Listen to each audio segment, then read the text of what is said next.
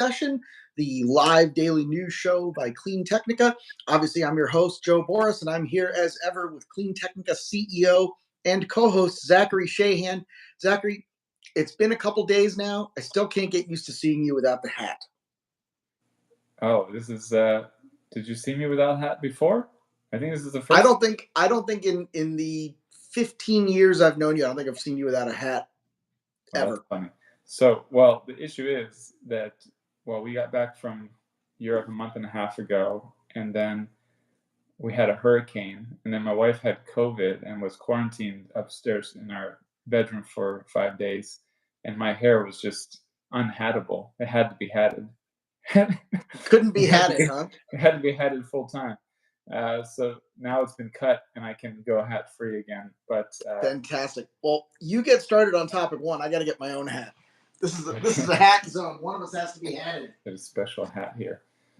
So we have always a number of EV stories that are just there's too much to say about this. So let's. There's a number of EV stories here today to cover again, but the one that really jumped out to me this morning that I want to jump into is that a new study from Transport and Environment, which is a UK-based or Europe-based nonprofit, which does a lot of policy reports and analyses. They've got a new report out saying that a 25,000 euro small electric car should be profitable. It's on track to being profitable by 2025 in Europe, of course, euros. So we've talked about this on and off and in different. This is sort of the holy grail. Yeah, an affordable $25,000 or 25,000 euro electric car that actually is profitable. That the company will sell as many as they can because they're not. It's not like they're underwater with it. So this is, I think, huge news. I mean, it's not a surprise. I think we know we're trending there, but it's a huge report. It's a huge news that we're getting there.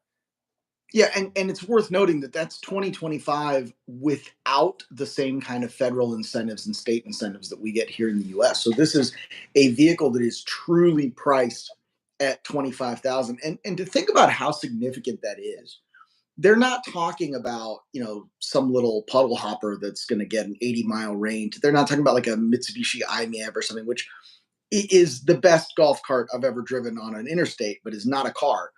How many golf they're talking about something fairly real. What's that? How many golf carts have you driven on an interstate? That's what I want to know. I'm from Florida, son. I had a 30 horsepower Briggs Predator motor in a golf cart once upon a time. That thing went 50. It's quite appropriate that you got the cowboy hat before this. This is good. It's not a cowboy hat. This is like a Panama beach hat. That's true. Bamboo. It's wicker. It's very nice. I have a cowboy hat, but I'll break that out in Austin when I go. So we're going to Move America.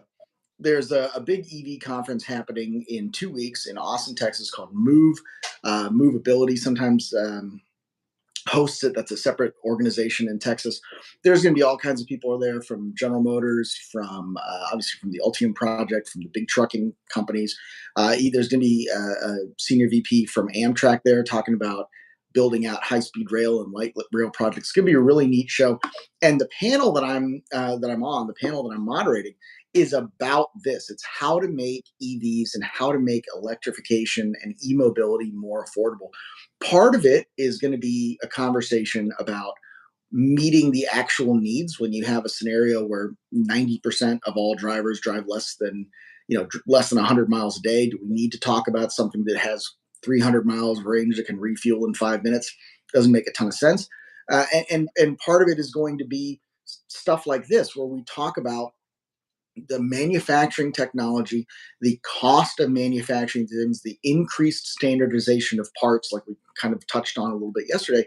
It is driving down the price of production, the cost of production, the R&D costs of these things, to the point where we're going to be able to amortize those costs and recoup those costs as manufacturers in a shorter amount of time. And that just means they're going to get more affordable, in the same way that, a generation ago, a 4-core processor with 8 gigabytes of RAM was, oh my gosh, you're going to spend 10 grand on that. Now you carry that around in your pocket. And it's not even like a good one. Like, you can go get really nice, fancy cell phones that have 8 cores and a lot more RAM than that. So it's this constant progression of technology. And I think what we're going to see is a much more rapid advancement of battery tech and EV motor tech and e-motor tech than we did internal combustion. It took a long time for us to go from, a 426 Hemi in the 70s making 400 horsepower to a 426 Hemi in the 2020s making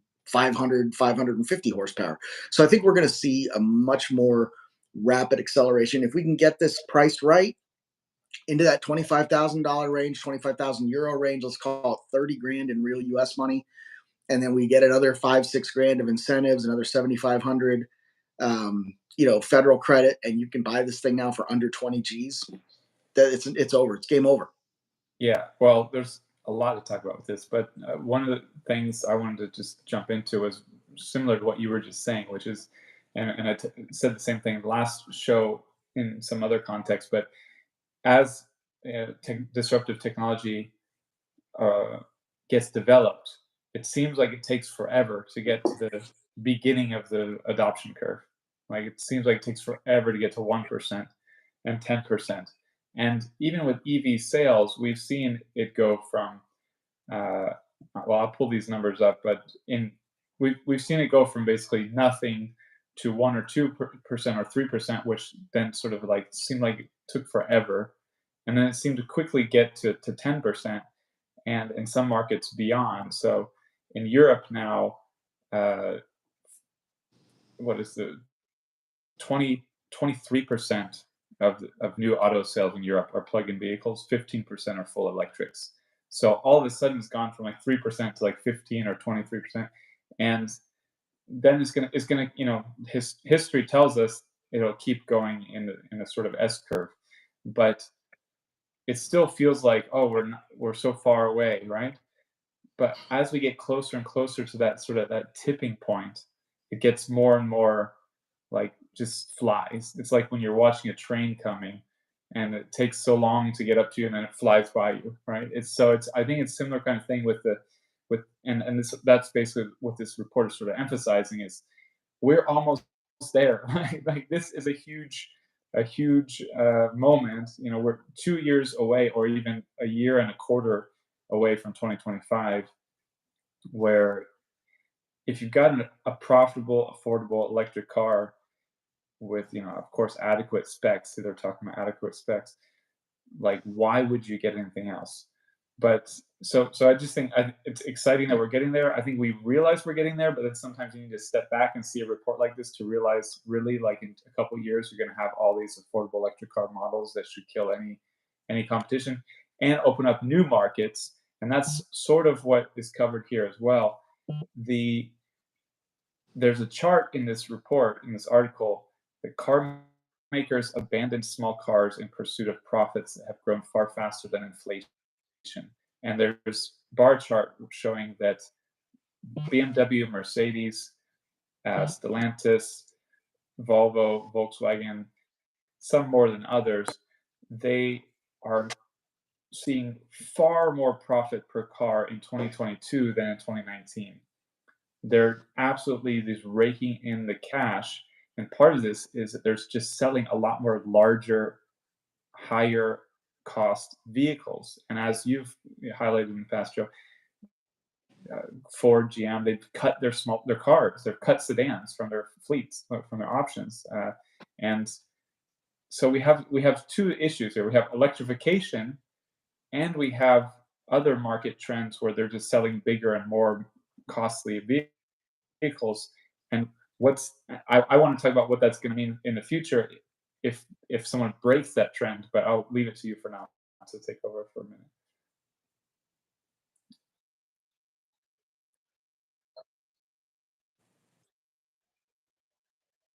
Top 20 vehicles that are sold in the US, almost all of them are trucks, crossovers, and SUVs.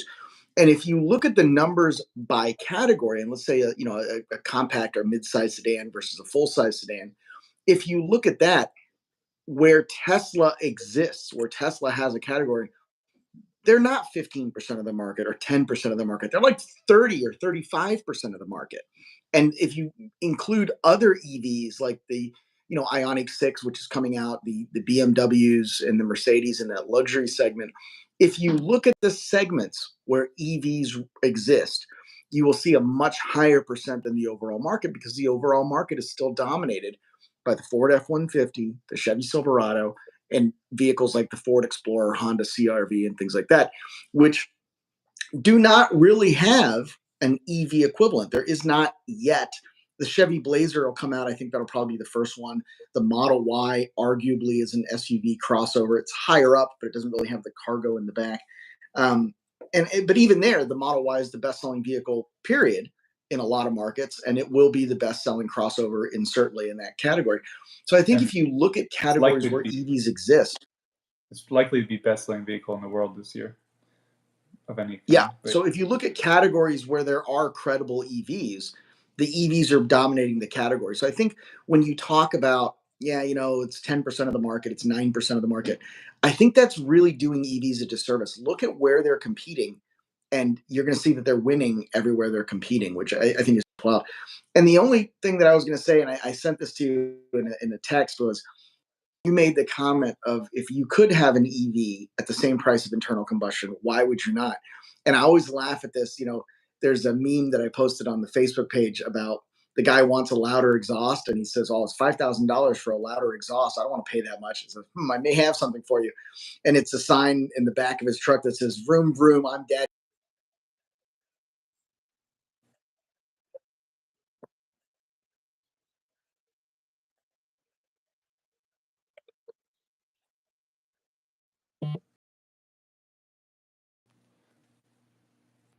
maybe, did you freeze? Or okay? Oh, you're done. Yeah. Well, well, yeah. Also, similar. I mean, the same point, but a little different. Is so plug-in vehicles are 15% of world auto sales at the moment, and BEVs are 11%. But in China, which is over half the market, or about half the market, I think it's over 50% of the market. They're at 38% plug-in vehicle sales and 26% BEV sales. So again, that's warping things where the overall numbers look better because China's numbers are way higher, and China is such a big portion of the market.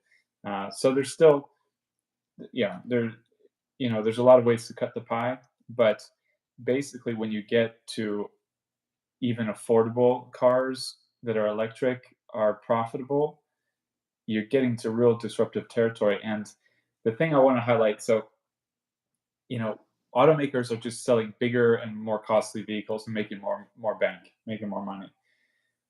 But at some point, someone's gonna, some automakers are gonna say, hey, I'm just gonna sell as many vehicles as possible by selling a good affordable model, and not just try to squeeze the profit out of everyone.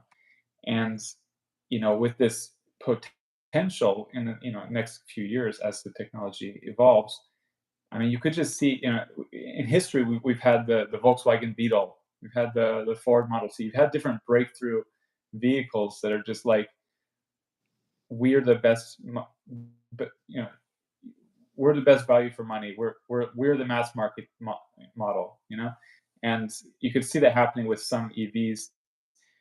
Of course, the Chinese brands come to mind: BYD Dolphin, BYD Seal, these really good but cheap electric vehicles from BYD. You've got other Chinese automakers. Interestingly, just this news from the past day too is that Europe is investigating Chinese automakers and their subsidies.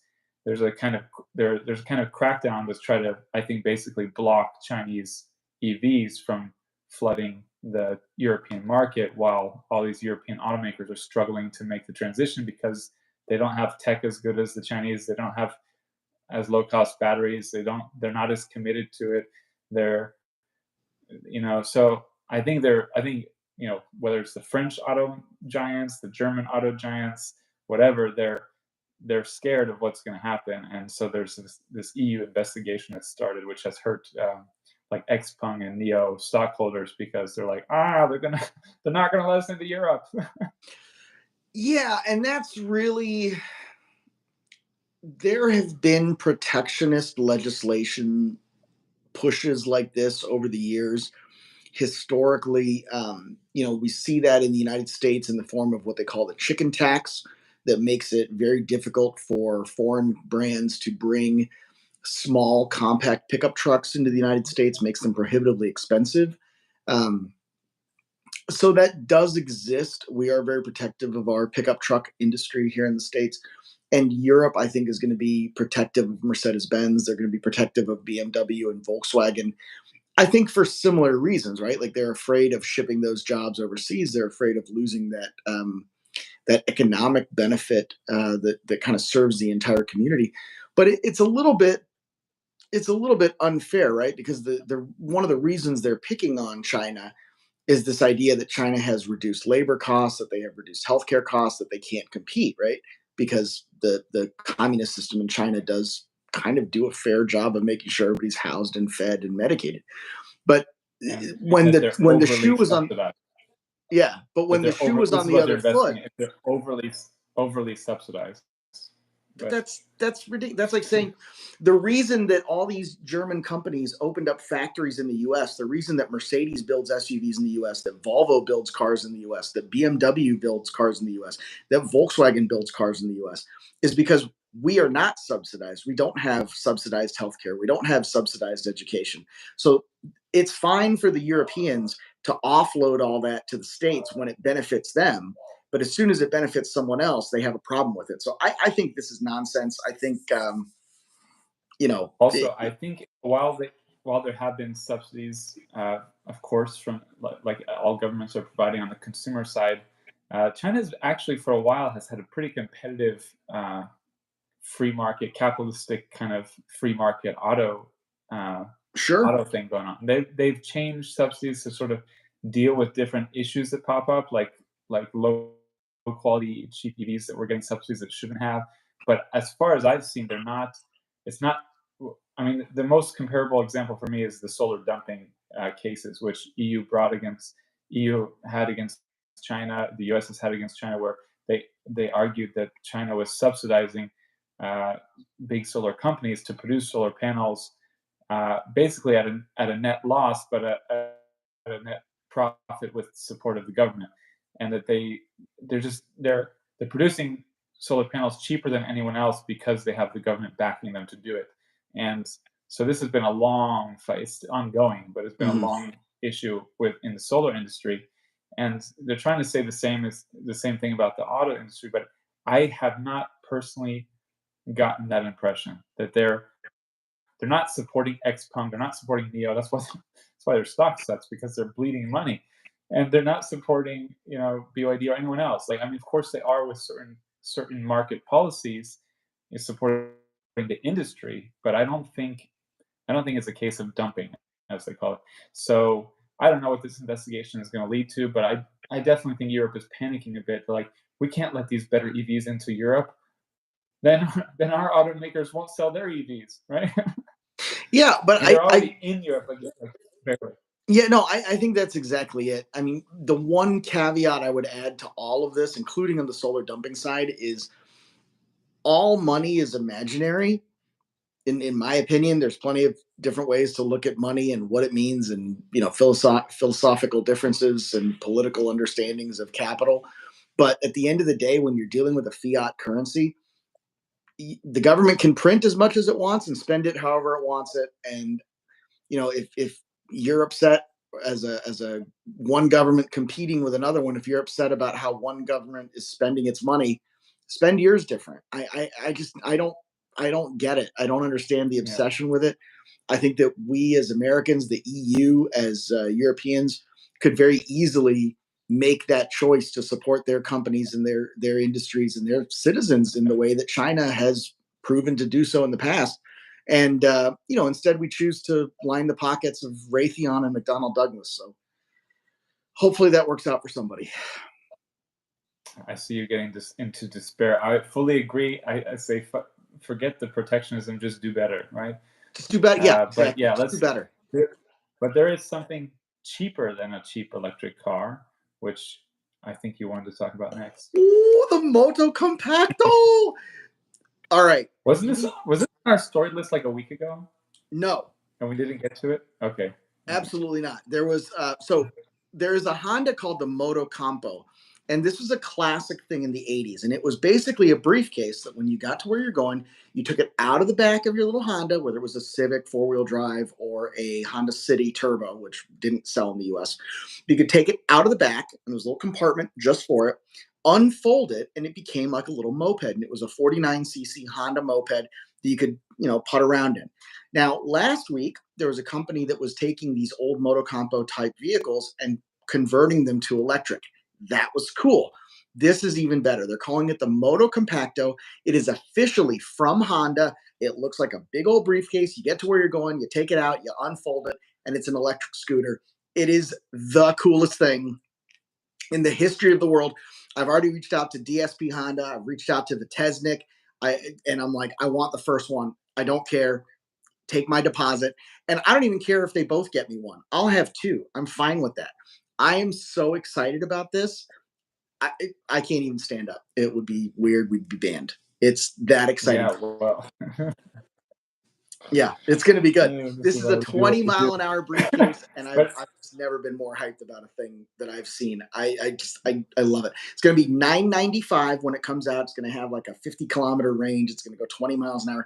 It doesn't matter how fast it goes or okay. how far it goes. That's not why you're buying this. You're buying this to tool around town and lord it over your enemies. Yes. Yeah. You can hit that little whirly button on the top right of the phone and it'll reverse the camera. So you don't have to turn the If I camera. reverse the camera will show my kitchen. But, yes. Oh, yeah. Yeah. Well, if you reverse mine, you'll see a Hover One hoverboard, a electric Infinity kick scooter from Go Tracks. Well, Yeah. yeah. No, this thing is wicked cool. Two things came to mind. First of all, I thought, is that like a James Bond technology? Like it looks like something James Bond would use. Like just It looks like turn, something like whip Q out. would ride. It doesn't look like something You're, car- James Bond would you're ride. I appreciate carrying that, the though. briefcase, and then you whip it into and then you go like 100 miles an hour on it. Of course, Oh not yeah, I don't think it goes that fast. It's like a no, mild no, no. trot. But in a James Bond movie. And then the second thing, I was like, what does this remind me of? I was like, this looks like something I've seen in movies, and I don't know if it's correct, but the only thing that I could think of is like what they ride in Star Wars, those like hover bike type things where they're like, Oh yeah, you know, yeah, yeah. that's what it sort of reminds me. But it We're gonna definitely, lose all three of our viewers here, but like I'm just not a fan of Star Wars, so I don't know what they're called, oh but my like I know what gosh, you're talking about. but it's definitely like it's a super cool like it just 100% awesome nerd mobile. Like this is like Oh, just it's it's definitely nerdcore. very Like you're gonna listen to Devo whip it while you're riding this through town, like sipping on a Slurpee, listening to your Walkman. In fact, you could even paint it yellow and make it look like you're riding a big Walkman down the street. This would be so perfect to put in the back of a Sony Drive, but we can't do that because they called it a Fila, and nobody's gonna buy an Fila.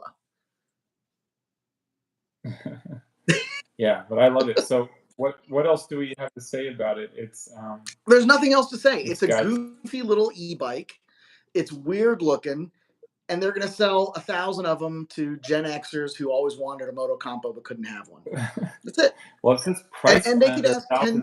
$10,000 for it, and I would still buy it. I don't care. But they're only asking 1,000, so it's going to be mine, and I'll have It says several. price under 1,000, which is, but of course, that's 995. Yeah, no, I agree with But like that's reflect the sign. 100% agree. I don't know how Joe in this generation can be saying such a thing, but yes, yeah. It, uh, it it doesn't matter. Think about this: the amount of money that you have to spend on an e-bike to get something of quality that will last. I think yes, like Aventon is in there at like 1,500 bucks.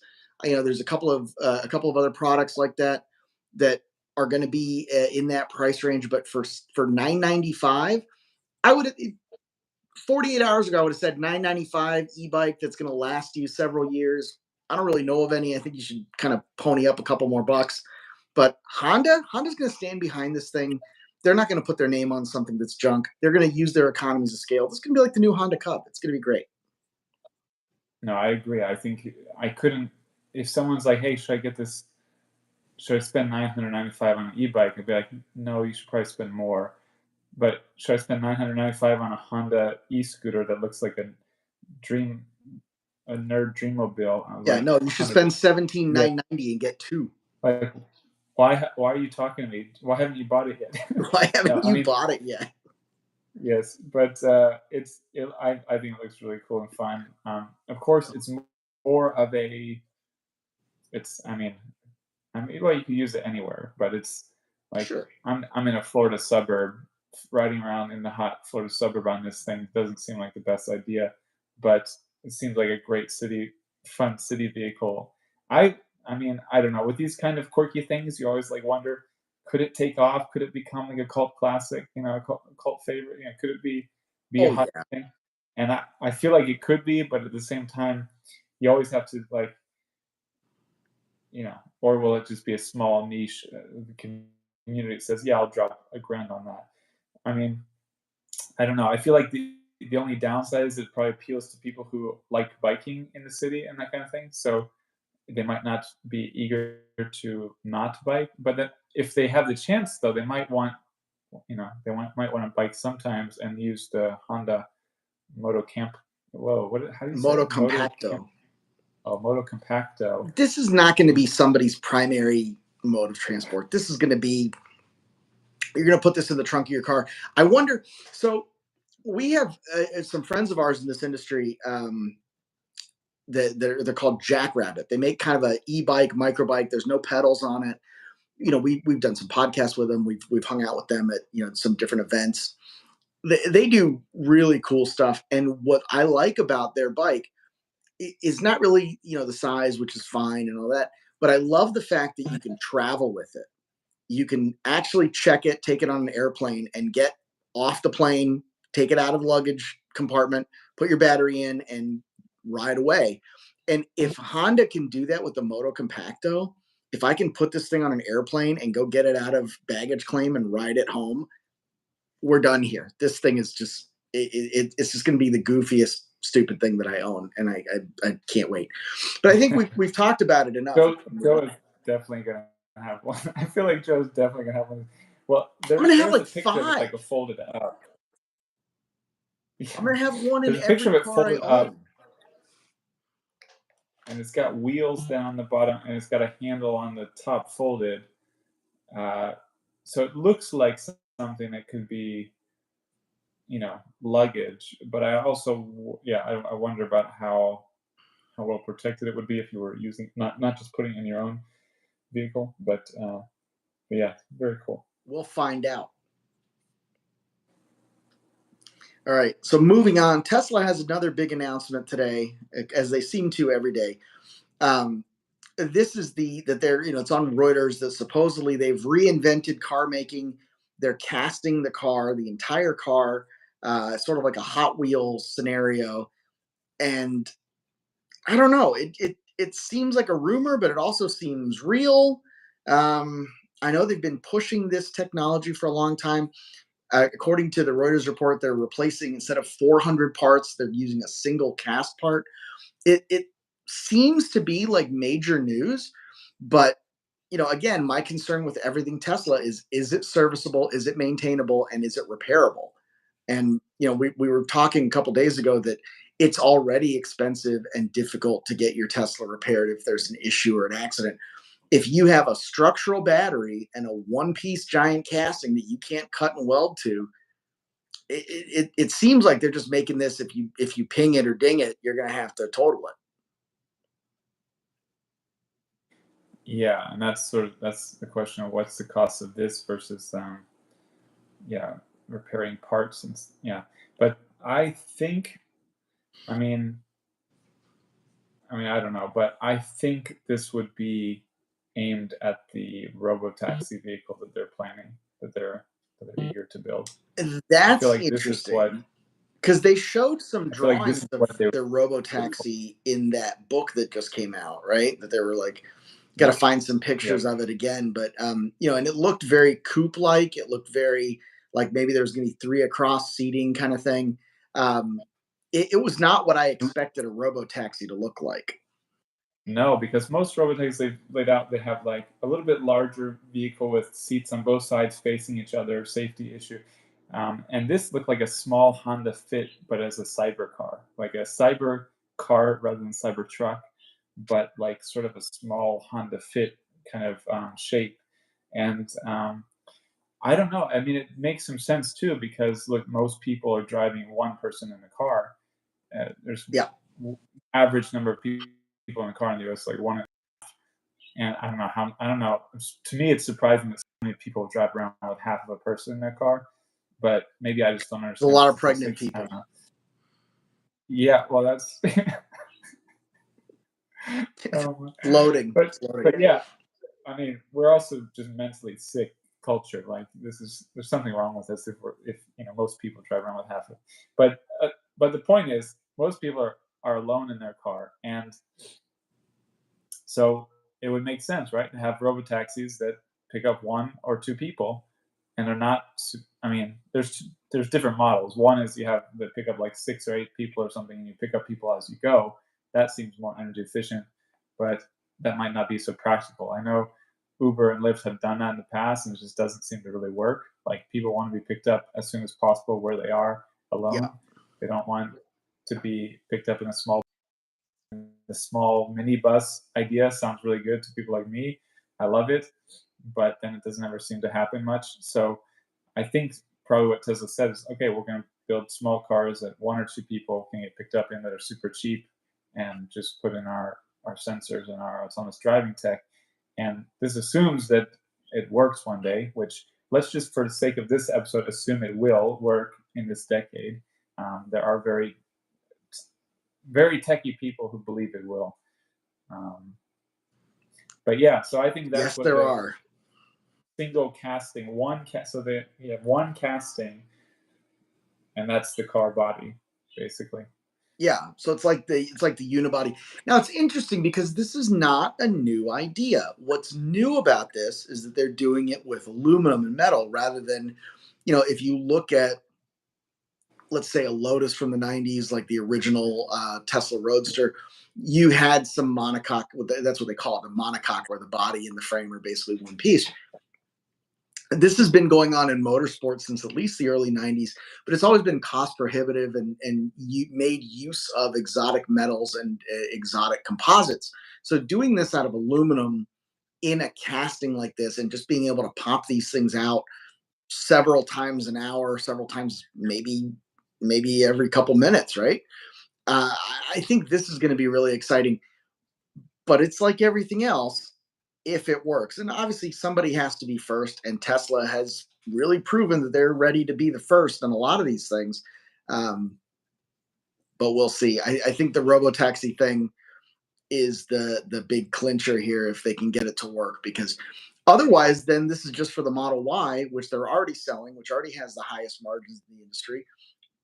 I don't know why they'd continue to iterate on it in this way, especially amid the criticism that they're losing market share because they haven't brought out any new designs. Well, the jury's still out on the new Highland Model 3, right? Did they get a spike in orders because of that? Have we seen that? I genuinely don't know. Yeah, I don't either, and I almost wrote an article about it a week ago, and I'm very eager to write one. Actually, like how many is it going to sell? Like, how much will it boost sales? I don't know. Probably interesting comment there, but well, yeah. Uh, Actually, I have to pull that up. So yeah, the if it's not used for for the robotaxi, if it is used for the Model 3 or Model Y, or I mean, it could be the cyber car, which is what I've what I'm sort of thinking the low cost Tesla might be. So So you think it's there's going to supposed be to a be this Tesla 25. cyber car? Yeah, and that's sort of what that looks like in the book too. And the story that came out from the book too is that these executives convinced Elon to go ahead and produce or develop a low cost car for consumers when he just wanted to do robotaxis because they felt like it was really important if the AI doesn't work for robotaxis, and like they really needed to do that in order to hit their growth targets. So they convinced him to do it with the argument that it'll be on the based on the same platform, so like it'll be almost the same. It's just sort of like different, slightly different, like body and interior for consumers versus robotaxis. And I don't know. I've had this hunch like he's not going to just do like a smaller Model 3. Like I feel like that's would cannibalize Model 3 and Model Y sales, right? A Yeah. smaller Tesla, like that's already how you got the Model 3 and Model Y and cannibalizing Model S and X sales and just so popular, but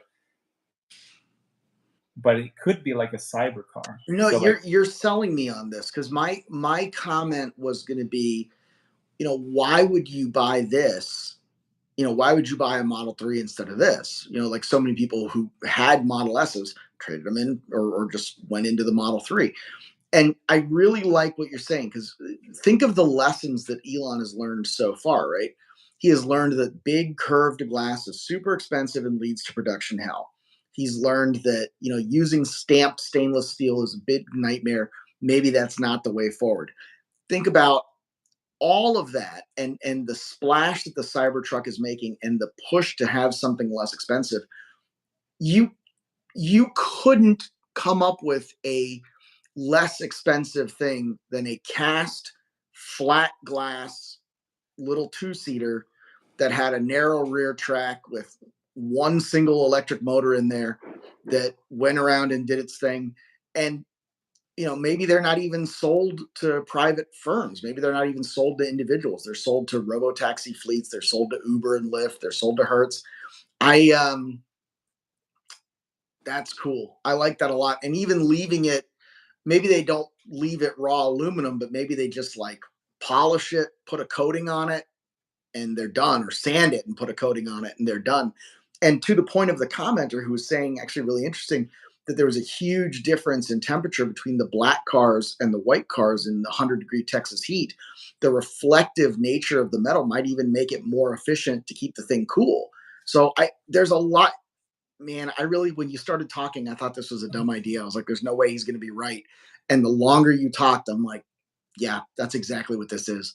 They're yeah, doing some kind of goofy cast cyber car with flat glass. That's why they're pushing so hard on the cyber truck. They're amortizing all the R&D, number one, and number two, they're making a statement vehicle that is going to kind of recapture that high end of the market that the Model S is starting to lose a little bit to the EQS and the Lucid. Yeah, you're right. yeah. That's I mean, exactly what's happening. I think one, they like to have sort of matching, go with the theme that Elon likes, of course. I think Elon was cautious and nervous about the Cybertruck before revealing it, saying like, I don't know if anyone's gonna like it, but we love it, so we'll produce it, and if people don't like it, we'll make a normal truck. And then a lot of people hate it, but a lot of people love it. And so I think he said, well, if so many people love it, but they maybe don't want a big truck, maybe we'll make this iconic, cultural hit cyber car. And it just fits with his kind of his cultural influences and personality. And Reflect the Sun notes uh, that Kim Java showed that black paint was over 50 degrees Fahrenheit hotter than white paint in Texas heat over 100 degrees Fahrenheit, which Yeah. is wild, but I believe it. Reflect the Sun also says they have a Model Y with white seats. Sure, glad they got it. I have a Model 3 with white seats, white paint, and I once had a black Model 3 with black seats for a day, and it got hot so quick here in Florida. It was horrible. I was like, "Oh my gosh, I'm so happy we got the white seats and white paint because it's just a world of difference comfort-wise." And yeah, with the cyber car, I mean, it would be any color you want as long as it's silver or something. I don't know. Right. As long as it's titanium or whatever. Yeah, Well, it's going to I be mean, aluminum. And so yeah, Tesla also announced, this well, is interesting. yeah, Hang on. They also announced, or I don't know if it was an announcement, but somebody tweeted or X'd or whatever, that they were coming up with a coating for the Cybertruck that was so hard that it could only be scratched by like diamond. And I was thinking, well, that's kind of dumb because like you want the scratches and scrapes and everything, like the off-road Jeep guys, like that's what makes it look cool. This kind of cyberpunk battle wagon thing. But on a robo taxi, you wouldn't really want that. You'd want it to be clean. You'd want it to look good. You wouldn't want to have to wash it, which a ceramic coating is great for that. And and all of these things kind of play into this idea that there's a cyber car coming. I just love this. Yeah, and I mean, he's said before that you can wrap it in anything you want, and I don't know if this is going to be an option Tesla offers for a premium price, or if it's going to be something you go to a wrap shop. But yeah, I mean, if it's got to be like one thing where you have one choice, the benefit of having it be this stainless steel or whatever is that it would stand out. It would be unique. It would be like a fun, you know, vehicle of the generation kind of thing. If it was low cost, good range, that stuff. And Yeah, it'd be a modern VW Beetle. the thing that people have been asking for, and I hope they would do it. I would love to see them do it. I don't think they would do it. Is sell that vehicle without all the sensors and everything, like as a really low cost but longer but decent range electric car. Yeah, but then it wouldn't be a But then, robo-taxi. yeah, and then have the robotaxi version that's for robotaxis. But I don't think they would do it. And plus, then you wouldn't have some driver assist, safety features that help a lot with safety. So I Yeah, don't know. I don't see that. I think it's a robo-taxi. I think they'll maybe, especially with cameras only, that hints at a less expensive option. You're still going to want Yeah, your Sentry mode. I I love this. I love this idea. In I fact, mean, it's funny. I'm working on a piece right now. I've never heard Joe say he loves something but from Tesla. Oh, that's not true. I had an order for the Okay, Cybertruck. I thought that thing was awesome. you did have an order for the Cybertruck. Absolutely. Oh On day wow! one, before the baseball hit the window, I was trying to order it. Before everyone who immediately thought it was a joke or hated it I'll decided they actually remember. loved it. I was sitting at Chicago Harley Davidson. I was in my office. I had my finance guy Jesse Suarez next to me, and we were watching the live reveal because it was middle of winter. There was nobody buying motorcycles, right?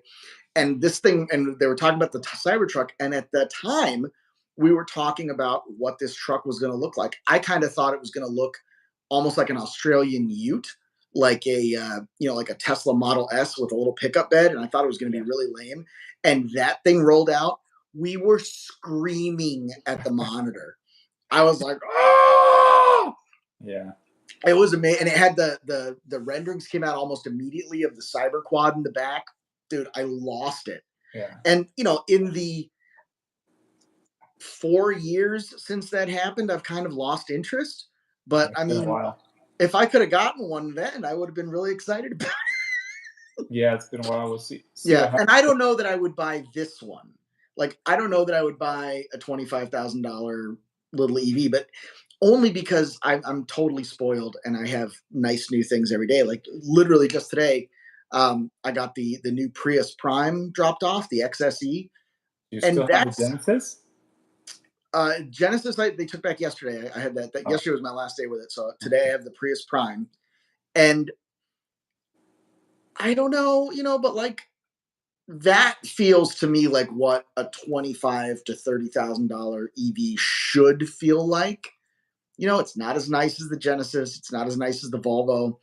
You can kind of feel where the sacrifices were made. And I think that is the kind of vehicle that if Tesla does make a cybercar, they'll be competing with.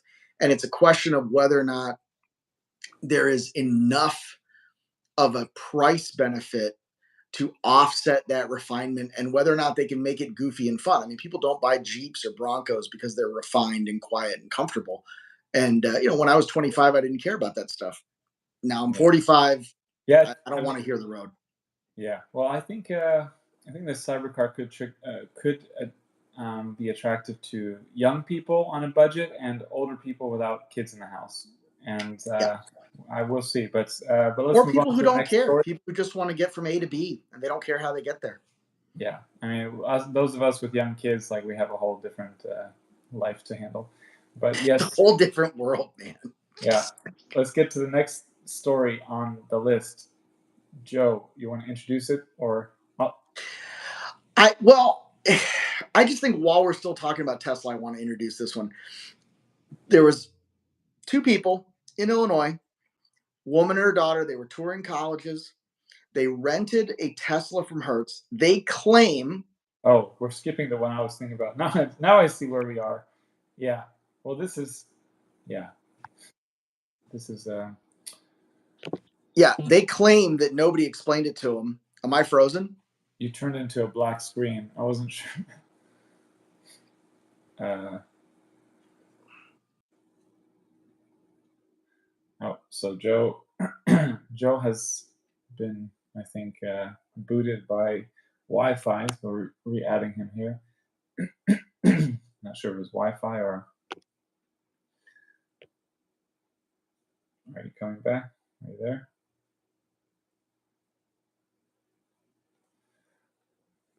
Okay, he's there. There he is. Okay. Technical difficulties. Yes. We're doing this on the phone, and my phone started ringing and shut it all off.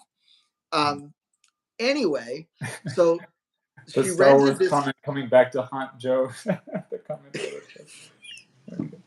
Exactly. That's exactly what it is. But yeah, so this woman, she claims she didn't want a Tesla. That was the only thing they were willing to give her. She had only had half a battery in there. She didn't know how to charge it. None of this really adds up. And then the car stopped because she ran out of juice because she drove it to zero, which again, none of this really adds up. Well, And then she freaked out saying that she was trapped inside the vehicle and they couldn't get out of the vehicle. So like none of that's accurate, right? Like even with no battery, you can still do the manual door yeah. opening. Like Well, this is some crazy hilljack woman looking for attention. I think. I don't think there's anyone on earth truly this stupid, but I've been proven wrong on that before. So who knows? well, that was my first thought. Well, it sounds unbelievable, but I know humans. I know some It's humans. yeah. Yeah. The harder you work to make something idiot proof, the harder the universe goes to try to make a better idiot. But one of the funny things about it, yeah, the almost everyone who has not been in the vehicle before, they accidentally use the emergency open door button, open door, like to get out. Absolutely. So it's like Oh, I instead of do it all the pressing the time. Matt button on the Kesky freaks handle, out. yeah, everybody pulls that, which you're only supposed to use in emergency. So it seems odd to me that they, especially that they wouldn't pull that and get out fine. Even if the battery died for driving, I believe the you would be able to open it the normal way You anyway. would. You would. Why This is wouldn't you? this is classic example of I don't want to say fake news, but this is a It's plant. it Somebody feels. planted this story. There is no way this is real. Oh, And it's if it Chicago. is, yeah, oh yeah, 100%. No, there's no way this is real.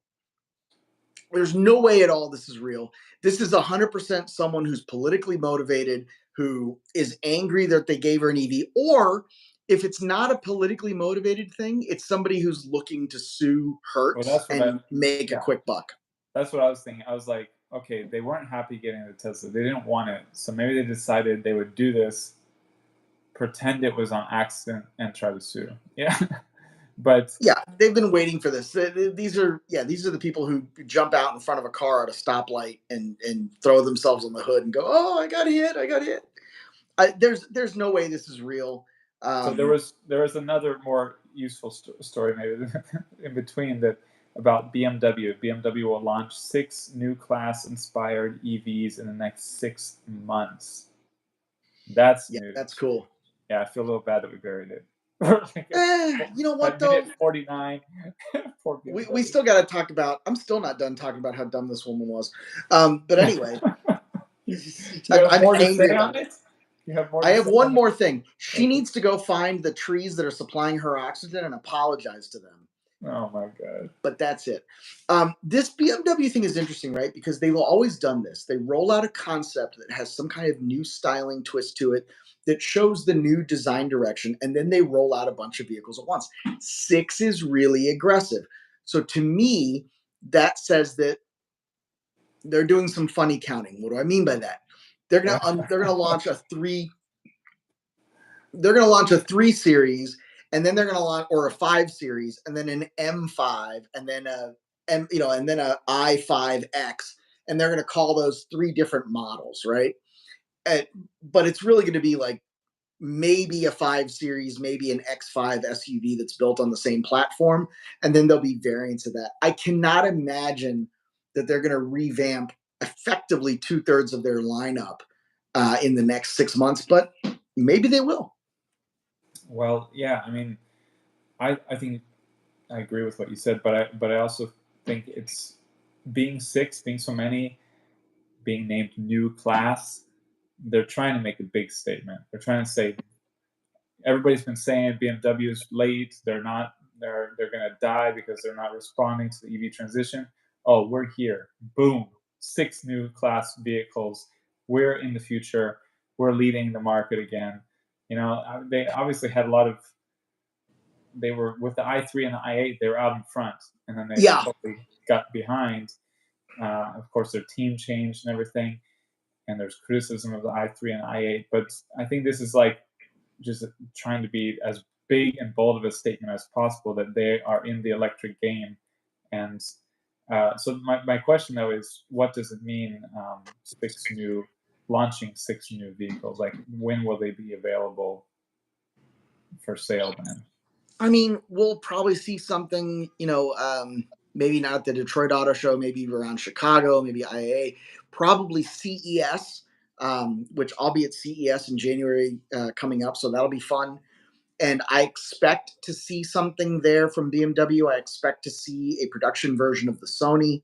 Um, and I think that's probably the safest bet for where they're going to unveil this. They did last year the color changing X5, which was interesting. Um, but But I, then I they'll be really think available to order and be delivered within six. no, no, no, no, No, zero chance. We would they're have going to be. seen it. We would have seen some kind of They're going rumor to mill. launch them, and then they'll be available for delivery starting like 2025 or something, right? Yeah, or maybe a 2025 model year, probably this time next year. They'll show the car in January, February. It'll be in production like now. You'll get it in January of 25. And that's fine.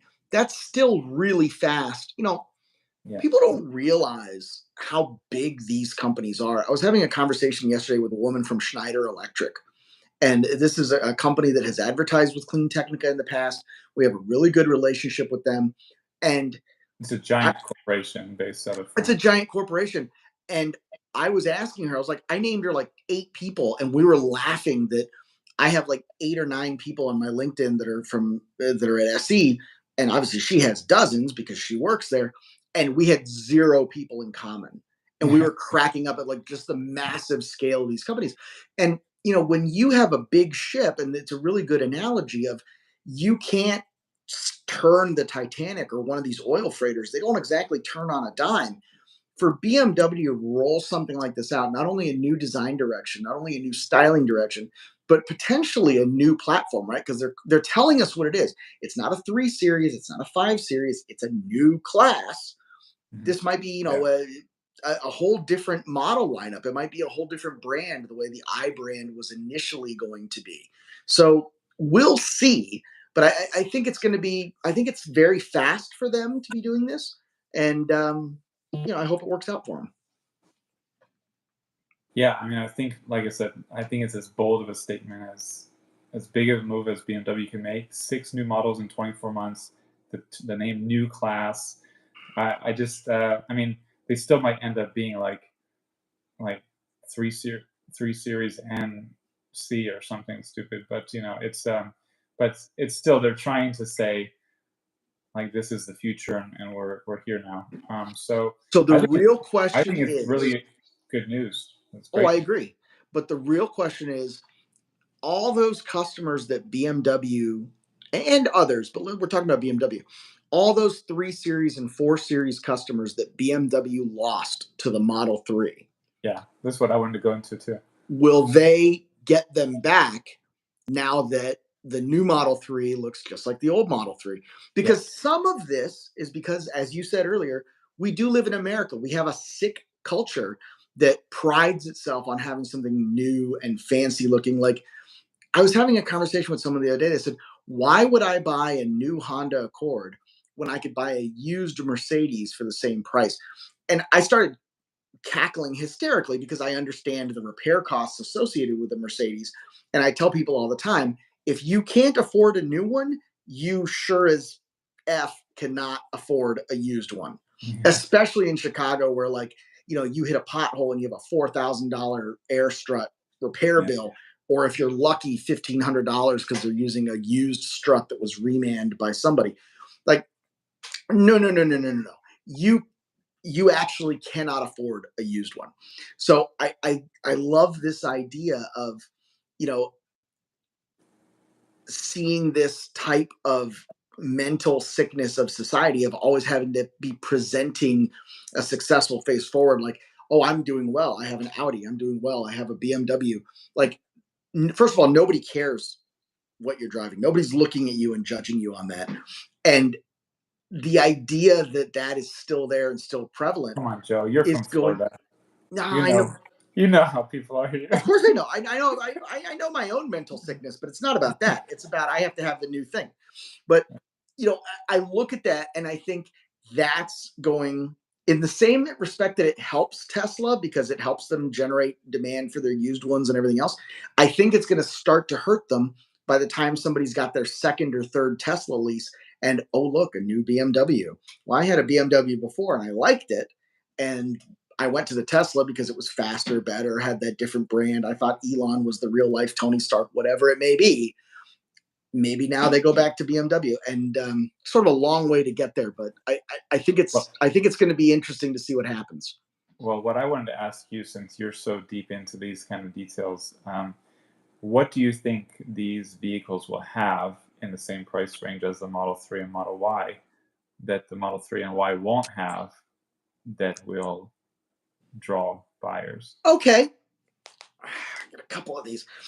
You thought I wanted to say something. I just wanted to ask you another question for you to talk Yeah. about. So I will say this: the BMWs will have, my prediction, three distinct advantages over the Tesla. The first one is going to be the perception of standard features. So it's going to be dual zone climate control. It's going to be, automatic intermittent wipers, that kind of thing. Just like little stupid things that Tesla may not think is important, the BMW will have them.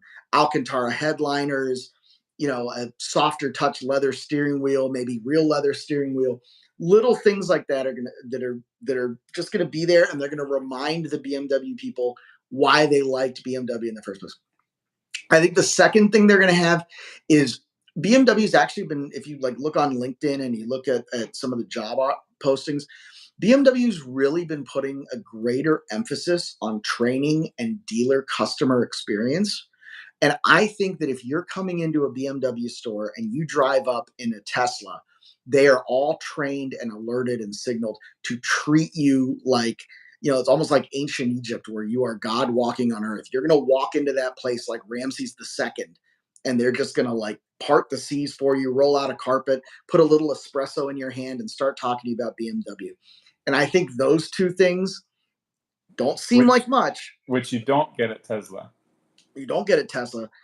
I think those two things, the features where they're going to be able to say, well, we have this, Tesla doesn't. We have this, Tesla doesn't. We have this, Tesla doesn't. Combined with the superior dealer experience, I think is going to make a big difference. And the last thing I think they're going to be able to do is Teslas are now so common that nobody cares. There are so many Teslas driving around Oak Park in Chicago that I do not. There's never been a drive in the last year that I have not seen a Tesla. Yeah, I think I typically see like 3 at an intersection. I'm looking at one right now. No, There's one everywhere. Every across the time I pick street. up They're my everywhere. head from the road, there's a Tesla. Yeah, And this will be something new. When people first bought their Teslas 2, 3, 5 years ago, their neighbors, their friends would go, "Ooh, a Tesla. That's cool." Now nobody cares. It's actually more common than a Camry in most markets. The Model 3 is more common than a new Accord in yeah, most markets. It's certainly more common well, than a Ford Taurus because they don't make that anymore. it's So interesting to me who I see buying them because, or asking about buying because they're on the verge of buying them. They're very mass market buyers. They're not cutting edge tech buyers. They're like, oh yeah, and I mean they're excited about a new tech Tesla like people were 4 years ago when they got one, like I was, or someone got 5 years ago, uh, and so they have that same. It goes in waves, but the first wave of Model 3 and Model Y buyers are probably a little bit like, I mean, a lot of them are probably a little bit looking. I mean, if they're not just 100% Tesla, they're looking for like, well, what's next? Right. What's new? And I mean, I knew a guy had an early Model 3, a silver one when they still offered silver, and it was like his fifth Tesla or something, and he was then going to get a BMW i4 in the next uh, and he had one on order Yeah. because he's Nice like, I've car. had enough. I want to try something new for now. I've had Teslas for like 10 years. So That's it. I So, think it's that phase that different is coming about, and the question is how much more and how much bigger the mass market phase is for Tesla. But yeah, so I think there's going to be a HUD for sure. There's got to be a HUD or HUD option. oh, on the BMW?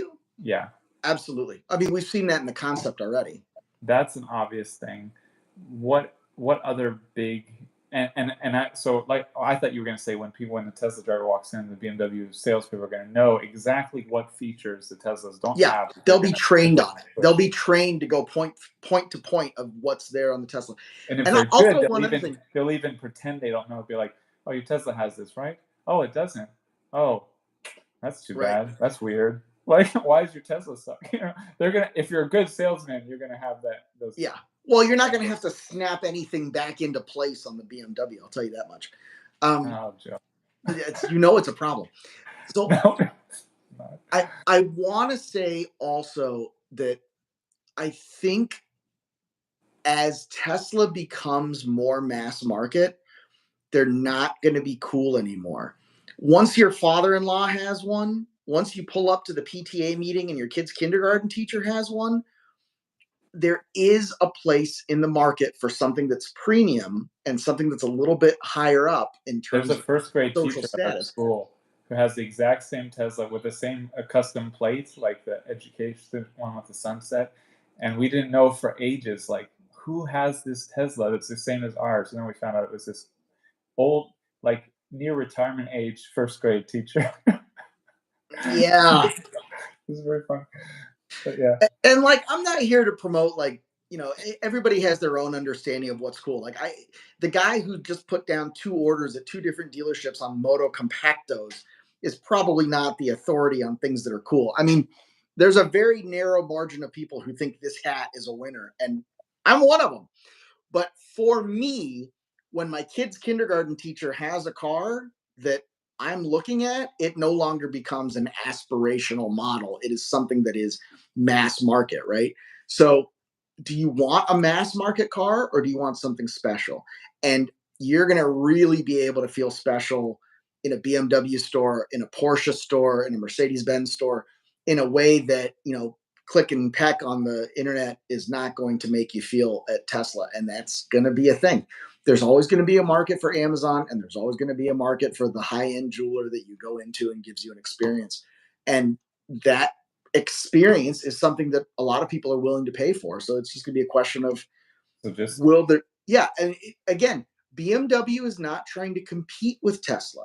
BMW is trying to electrify their offerings. And there's a very interesting distinction there because Tesla is moving down market, they're moving mass market.